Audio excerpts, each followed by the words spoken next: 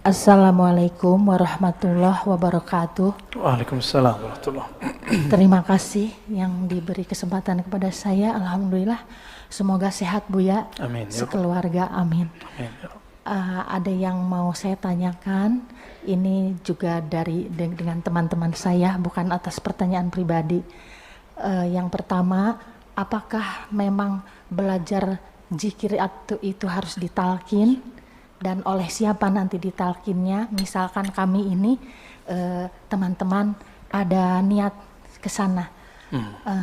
Karena ada yang mengatakan tidak usah seperti itu, cukuplah zikir yang setelah sholat kan ada, sudah itu aja. Nggak mesti seperti itu banget, seperti itu, ada tanggapan.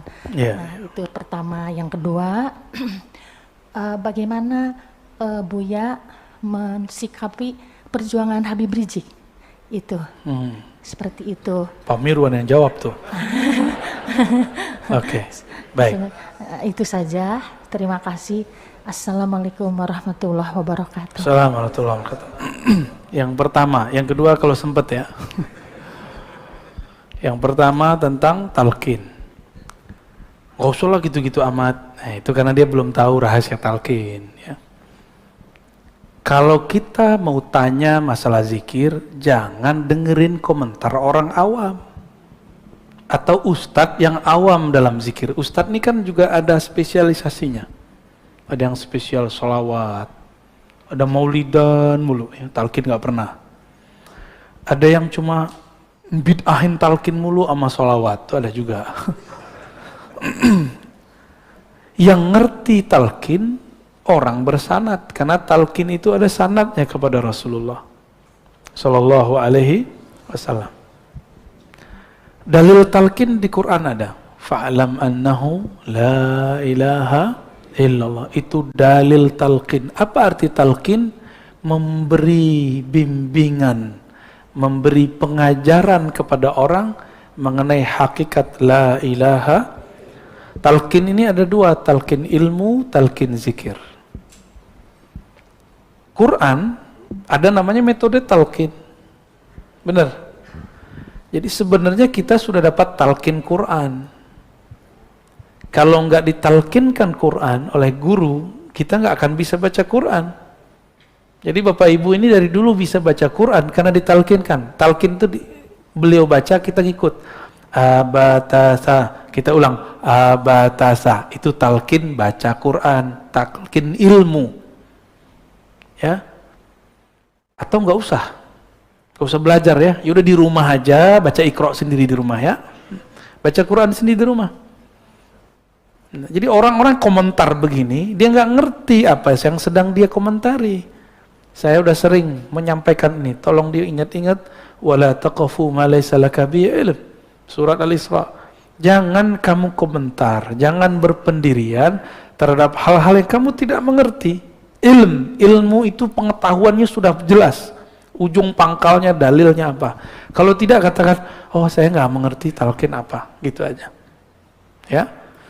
Yang kedua, di dalam hadis, ada hadis Muslim, Nabi mengatakan, laqinu mautakum la ilaha illallah. Talqinkan mauta. Apa arti mauta? Tiga maknanya, orang yang akan mati, yang sedang mati, yang sudah mati. Yang ngomong Imam Ibnu Rif'ah, diulang oleh Imam Nawawi, diulang oleh Imam Subki, diulang oleh imam setelah mereka.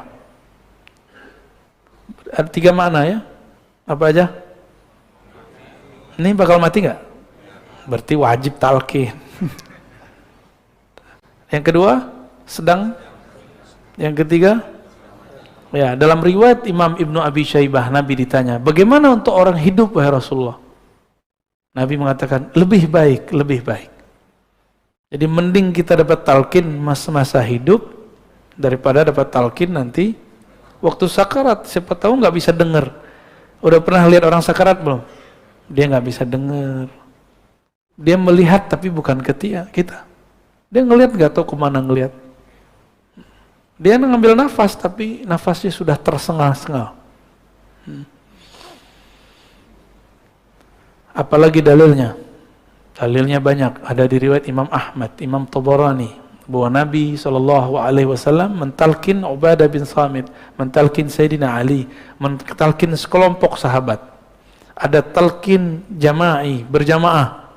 Ada talqin furoda ya, sendiri-sendiri. Gak tahu nih ahwalnya datang kapan nih saya mentalkin di sini. Tapi beberapa kawan sudah ya. Karena mereka mau ngikutin baca ya Hayyu ya Qayyum setiap hari dengan jumlah yang sudah saya sebutkan ya.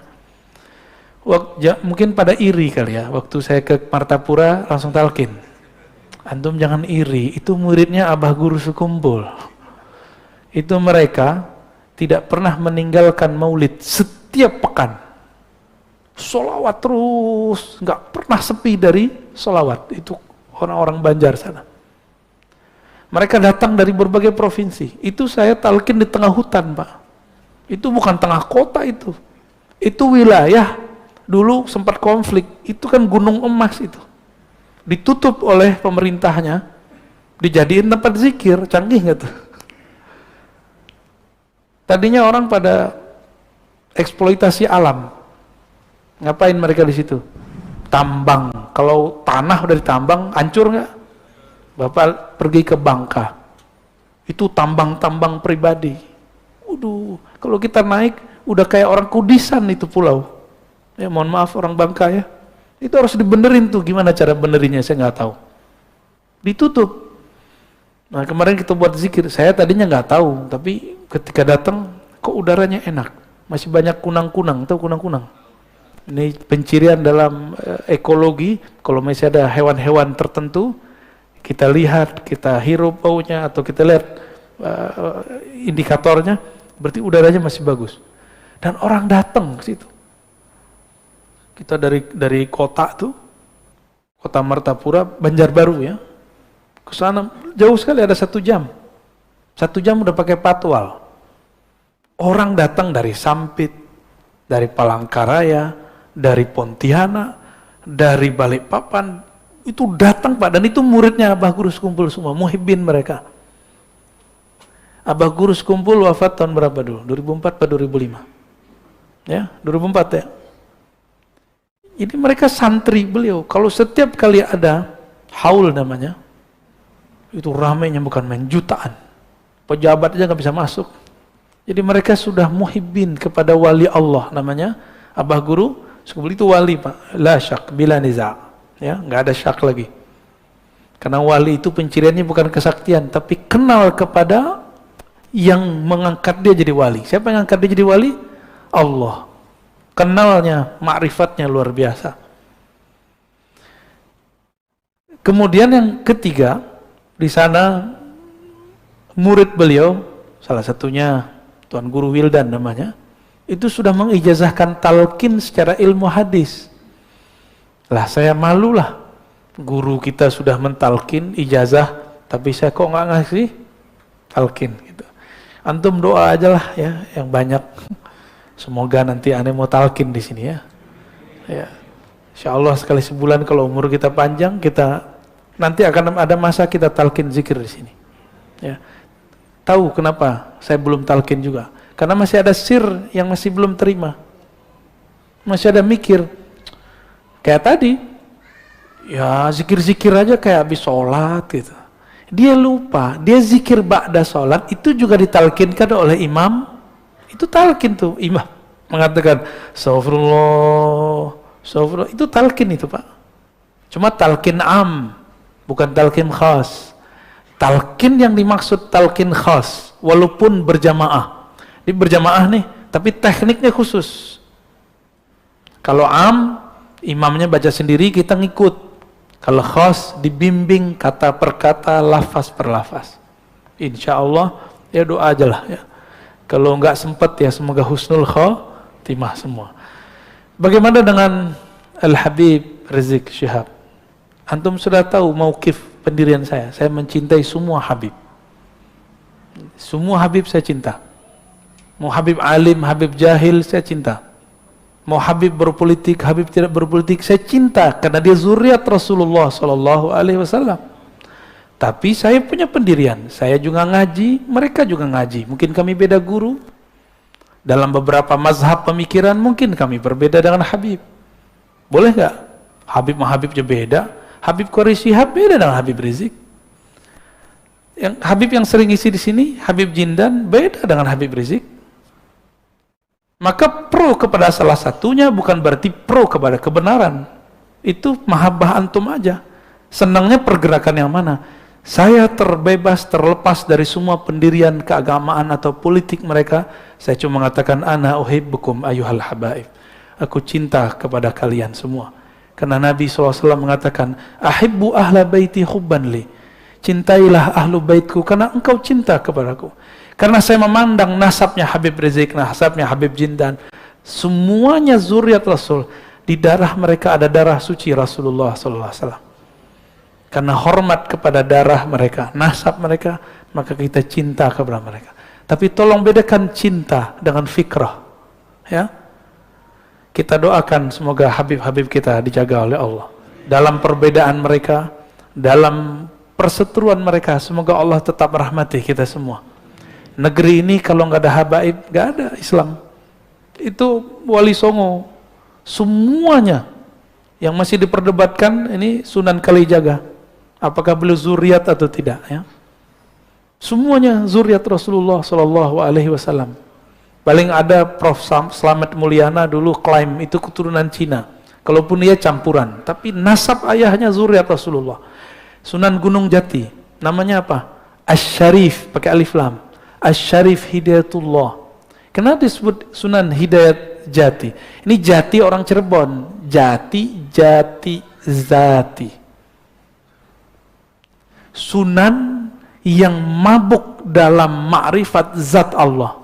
Maka nama beliau Sunan Hidayat. Hidayat zat Allah. Itu maksudnya. Itu bukan cocok logi, Pak. Beliau nggak pernah nanam pohon jati, nggak ada. Salah paham itu, ya. Nama asli beliau Asy-Syarif Hidayatullah. Asy-Syarif keturunan Hasan. Ada Syekh Jumadil Kubra, ada Maulana Malik Ibrahim, ada Maulana Ibrahim As-Samarkandi. Itu Ibrahim aja ada dua. Di Tuban itu ada namanya Maulana Ibrahim As-Samarkandi. Hampir semua kiai-kiai tua di Jawa keturunan beliau. Makanya Gus itu tadi bukan Gus, Gus itu Sayyid aslinya. Raden itu artinya Sayyid. Dan ternyata Pakubuwono keberapa? Ke-9 keberapa? Itu masih zuriat. Dan di Solo juga ada perkawinan campuran antara sultan-sultan dengan ya mungkin istri-istrinya saya nggak tahu, karena ketemu wajah mereka, saya bilang ente Habib Sayyid, enggak, aneh keturunan Solo gitu, aneh keturunan ini segala macam. Ya. Dan kita cinta mereka semua. Di Pontianak ada kesultanan, ya, Al-Qadri, itu zuriat Rasulullah. Sampai ke Ambon, baik Ambon Selatan, Ambon yang sekarang ataupun Halmahera, itu zuriat Rasulullah Sallallahu Alaihi Wasallam. Itu mau kemana? Yang bikin kesultanan dulu di negeri ini, Kesultanan Banten, Sultan Hasanuddin, itu zuriat Syarif Hidayatullah. Ya, mau apa lagi? Semuanya masih zuriat. Jadi kalau kita ini kurang ajar sama mereka, takutnya Rasulullah murka sama kita. Dan yang paling berat, bahwa nasab Nabi ini adalah pencirian Imam Mahdi. Maka ciri-ciri pengikut Dajjal di akhir zaman ini tidak percaya Habib, bahwa mereka keturunan Rasulullah Sallallahu Alaihi Wasallam. Ya. Maka antum yang cinta dengan Habib Rizik, saya juga cinta Habib Rizik.